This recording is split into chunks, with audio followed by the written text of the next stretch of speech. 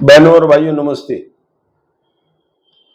दोस्तों, आज हम शहर के एक बड़े मुद्दे पर बात करेंगे। बात है उल्लासनगर महानगर पालिका की जो एम्बुलेंस है, वह कैसे मिलती है, किस नंबर पर फ़ोन करना चाहिए या कहाँ पर मिलती है, या उसका किराया क्या है, किस नंबर पर हमको फ़ोन करना है और किसके कहने पर वह एम्बुलेंस मिलती है।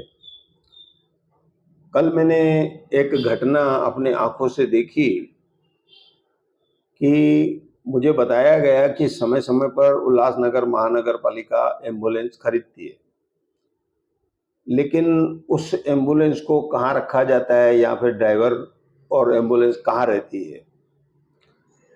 बड़ी बात यह है कि आज लोगों को इलाज के लिए काफ़ी असुविधाएं हो रही है, क्योंकि प्राइवेट अस्पतालों में 2 दिनों में उस महिला ने बताया कि हमको 40,000 रुपये भरने पड़े और अब हमको कितने और पैसे भरने पड़ेंगे, हमारे पास पैसे नहीं है। तो उनको सैन या नायर हॉस्पिटल जाना था। अब प्रश्न आया कि एम्बुलेंस कहाँ से आए।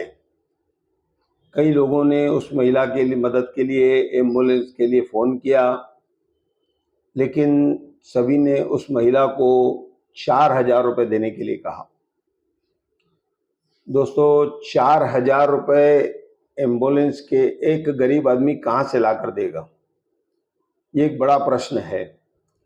एक तो वह इस शहर में प्राइवेट अस्पतालों में इलाज कराए, उसके लिए संभव नहीं है। हम जितनी भी बातें सुनते हैं कि ऐसी ऐसी योजना निकली है, ऐसा हो जाएगा, ऐसा हो जाएगा, लेकिन बातें सब ये है डाक के 3 पात। जब असल में तकलीफ आती है तो हमारे पास होता कौन है? कोई भी नहीं होता है। तो अब प्रश्न ये है कि आखिर आपकी जो एम्बुलेंस है वह कहाँ रहती है और किस नंबर पर फ़ोन करना चाहिए, किससे फ़ोन कराना चाहिए और कितना सेवा शुल्क उसका लिया जाता है। 4,000 एक आदमी जिसका परिवार का सदस्य बीमार है, वह पहले से ही 30-40 हज़ार भर चुका है। फिर उसके बाद प्रश्न एक और आता है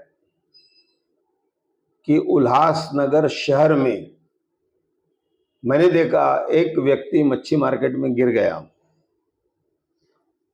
अब उसको उठाए कौन? अब उसको उठाने के बाद ले जाएं कहां पर? वही प्रश्न आ गया कि हमको यहां पर भी एम्बुलेंस चाहिए।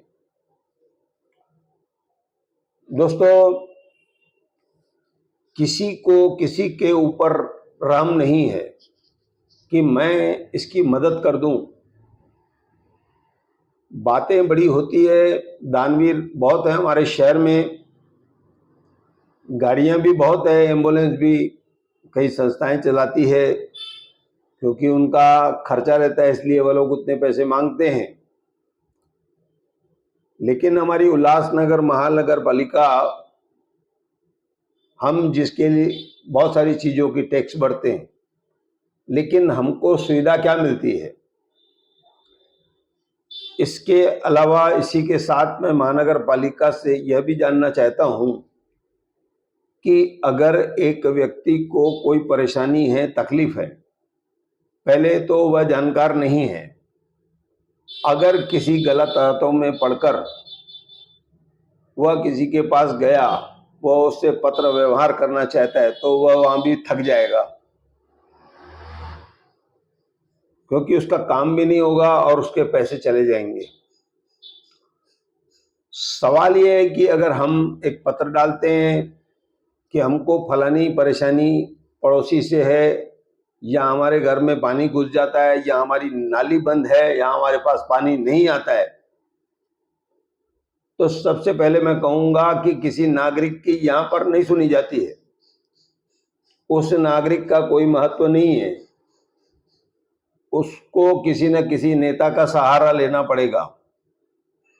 असल में मैंने देखा है कि जो कर्मचारी हैं वो काम करना ही नहीं चाहते हैं, जिसके कारण से आज बहुत कुछ जो है प्राइवेटीकरण हो रहा है, निजीकरण हो रहा है।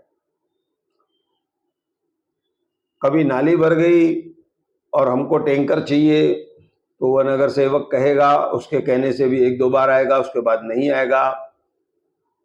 शहर में जहाँ जहाँ पर पानी भरा हुआ है वहाँ पर न तेल डाला जाता है, न फिनाइल डाली जाती है, न दवा डाली जाती है। और आप कहते हैं डेंगू मलेरिया का प्रकोप चल रहा है, ऐसी स्थिति में वहाँ नाली भरी हुई है। मैं सबसे पहले तो अपनी बात कहूँगा, हालांकि अमरलुंड जी इस बात को देख रहे हैं, मैंने पहले भी कहा है, जो नाली भरी हुई है उसके लिए टैंकर आया, लेकिन टैंकर ने वह पानी नहीं निकाला 2-3 दिन पहले। और बड़े अधिकारी भी कुछ देखने आए थे कि प्रकरण है क्या। ये 1.5 साल से हमारा प्रकरण चल रहा है।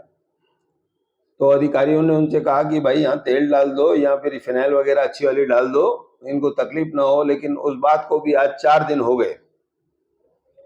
तो आखिर यहाँ के लोग जानना चाहते हैं कि वह अगर एक पत्र डालता है समस्या का, तो कितने घंटे, कितने दिन, कितने सप्ताह, कितने महीने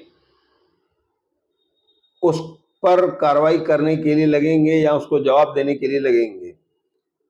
बहुत बार मैंने देखा है कि उन पत्रों को रख दिया जाता है, एक रद्दी में चले जाते हैं वह पत्र। कुल मिलाकर शहर की स्थिति काफी गंभीर है। एक बार मैं फिर कहूंगा कि ये जो एम्बुलेंस का प्रकरण है, कल मेरे सामने आया कि उस परिवार के पास 4,000 रुपए नहीं थे कि वह अपने सगे संबंधी को सैन या नायर हॉस्पिटल पहुंचा सके। तो ऐसी स्थिति में हमारी महानगर पालिका इस एम्बुलेंस का कितना पैसा चार्ज करती है और किसके कहने पर आती है, इस बात को स्वास्थ्य अधिकारियों को स्पष्ट करना है, नहीं तो इसी तरह से लोग धक्के खाते रहेंगे। मैं जानता हूं मेरे इस वीडियो का भी कोई असर नहीं होगा, लेकिन कम से कम वो लोग जागे जो बड़े बड़े समाज सेवी हैं, जो राजनीतिक चलाते हैं, उन लोगों को ध्यान देना चाहिए इन बातों पर कि भाई इनका क्या नंबर है, उसका क्या होना चाहिए।